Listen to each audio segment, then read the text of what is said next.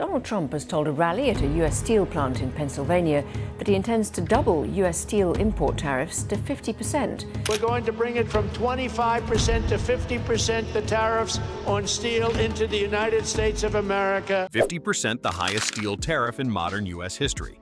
On May 30, 2025, President Donald Trump announced a bold escalation in his trade agenda, a plan to double U.S. import tariffs on foreign steel and aluminum, raising them from 25% to 50%. The move, set to take effect on June 4th, sent immediate shockwaves through markets and supply chains worldwide. In a global economy built on competitive material pricing, this wasn't just policy, it was a declaration of economic war on entire production networks. From auto manufacturing to construction and agriculture, industries across the board now face a cost structure that could redefine their business models overnight. Analysts say the move could trigger retaliatory actions and strain U.S. trade relationships at a moment when supply chains are already under pressure from previous tariff rounds and shifting global alliances. While U.S. steel producers applauded the 50% tariff hike as a long overdue shield against foreign dumping, reactions from downstream industries were far less enthusiastic. Automakers, construction firms, and home appliance manufacturers quickly raised red flags, warning of major cost increases that could ripple through the economy. Executives at Ford, General Motors, and John Deere have expressed concern that higher raw material costs will strain margins and potentially lead to reduced output or higher sticker prices. For an industry already dealing with softening demand and tight credit markets, the timing could not be worse. The construction sector, too, is sounding the alarm. Trade groups warned that elevated steel prices could push building costs to their highest levels in over a decade, affecting everything from public infrastructure to affordable housing. We're already seeing quotes on rebar and beams spike by 20–25% in a matter of days, one national contractor told Bloomberg. For everyday Americans, the impacts may soon show up in higher prices for cars, home repairs, appliances, and rent, underscoring a broader truth: tariffs don't just hit countries, they hit consumers. The latest tariff hike on steel and aluminum, doubling duties to 50%, was enacted under Section 232 of the Trade Expansion Act, a rarely used provision that allows the U.S. president to impose trade barriers on national security grounds. In announcing the move, President Trump declared America's future shouldn't be built with Chinese steel. While the justification invokes economic sovereignty, critics say the measure revives a controversial policy tool that effectively bypasses Congress and international trade norms. Economists and industry groups argue that Section 232, though legal, is often used as a blunt instrument, protecting one industry at the expense of many others. Steelmakers may cheer, said one analyst, but automakers, builders, appliance manufacturers, and everyday consumers are bracing for the cost. Many fear this is not just economic strategy, it's political theater with real-world consequences. The result is a policy that feels more like a sword than a shield, cutting deeply into the industries it claims to defend. The doubling of steel tariffs in 2025 from 25% to 50% may have earned praise from a handful of domestic mills, but for much of the American economy, the policy is already sending shockwaves. According to the New York Times, small and mid-sized manufacturers across the Midwest and South are reporting steel cost increases of 20 to 30% within just days of the policy's announcement.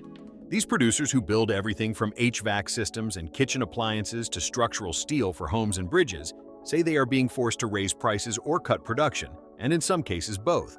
Automakers such as Ford and GM are reassessing their material sourcing and pricing models. Meanwhile, home builders and contractors have issued fresh warnings.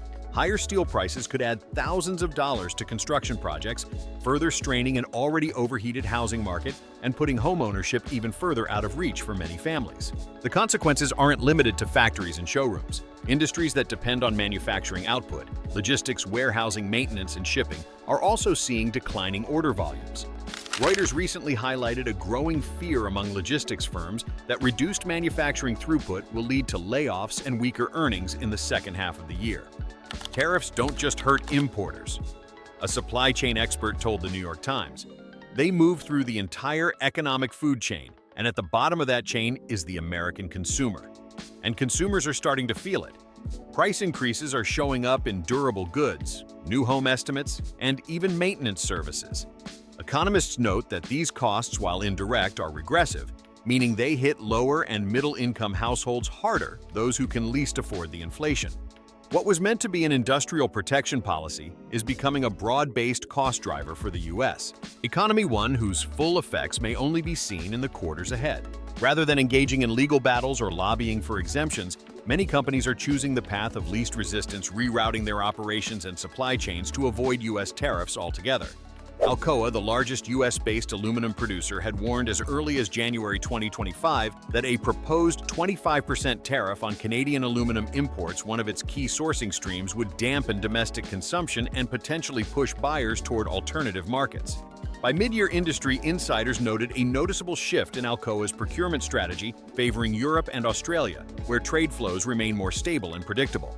Executives cited growing tariff unpredictability and the inflationary cost of regional raw materials as core drivers behind this realignment. Bloomberg, Jan 22, 2025. Apple, facing a different set of pressures, has also reoriented its global production. In 2025, the company shipped over $2 billion worth of iPhones manufactured in Tamil Nadu, India, according to multiple export tracking reports and analysis of its global strategy. This shift is part of a broader long-term effort to reduce reliance on Chinese manufacturing and sidestep exposure to volatile U.S.-China trade tensions. While American policymakers continue pressuring tech firms to bring jobs home, Apple has made no significant move to scale production within the U.S. Instead, India has emerged as the centerpiece of its diversification strategy. For both firms, this isn't about politics, it's about survival. The logic is simple. If tariffs inflate costs and reduce operational predictability, global companies will go where conditions are more stable. Whether that means sourcing raw materials from alternate continents or relocating multi-billion-dollar production lines, the response is swift, rational, and driven by bottom-line realities. These moves underscore a broader truth: tariffs may be designed to enforce loyalty to American soil, but capital flows where efficiency and certainty live. If Washington creates barriers, business won't wait, they'll simply reroute around them. When the U.S. government raised steel tariffs to 50% in June 2025, the move was framed as a patriotic defense of domestic industry. But beneath the rhetoric, the picture that's emerging is far more complicated and far less beneficial for most of the economy. Yes, some U.S.-based steel producers are experiencing a short-term boost in pricing power, but the broader market signals are telling a different story. According to Bloomberg and Reuters, American steel is now among the most expensive globally, making it harder to sell abroad and less attractive for domestic buyers competing on tight margins. Export volumes are down, and domestic demand is weakening as downstream industries pull back. Manufacturers in sectors like automotive, construction, appliances, and machinery, once the crown jewels of U.S. industrial capacity, are now facing impossible choices. Many have warned that the rising cost of domestic steel is pushing them toward production cuts, price hikes, or even offshoring key operations. Ford and GM have already signaled that their supply chains are under stress. Equipment makers like John Deere are also reassessing forward orders, especially for price-sensitive export markets. Small and mid-sized manufacturers, often too small to relocate or restructure, are left most vulnerable. We're not against supporting steel. One Illinois plant manager told Reuters, but when our own product becomes too expensive to sell, what are we protecting other than policy failure? Adding to the confusion is that the tariff increase was implemented through Section 232 of the Trade Expansion Act, an executive tool intended for national security emergencies.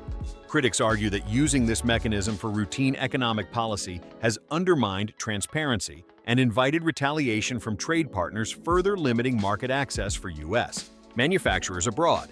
The net result is a policy that appears to shield one industry at the expense of many others, eroding competitiveness across the manufacturing landscape while driving up costs for consumers and contractors alike. So the question stands: if protection leads to shrinking exports, higher prices, and fewer jobs in related sectors, who exactly is being protected? If the cost of protecting the steel industry is to damage the rest of American manufacturing, where do we draw the line? The 50% steel tariff may be framed as patriotic policy, but its consequences are already rippling across sectors that build, move, and power the country. From small machine shops to global manufacturers, the warning signs are clear. Policy meant to protect one industry is putting pressure on dozens more. It's not just about steel. It's about what kind of economy we want to build and who pays the price for political decisions made in the name of national strength. Share this if you believe economic policy should be measured by its impact on everyone, not just one sector. What do you think about raising steel tariffs to 50%? Is it a bold strategic move or a costly mistake? Comment below, because global trade doesn't just affect CEOs. It shapes our bills, our homes, our jobs, and the future we're all living in.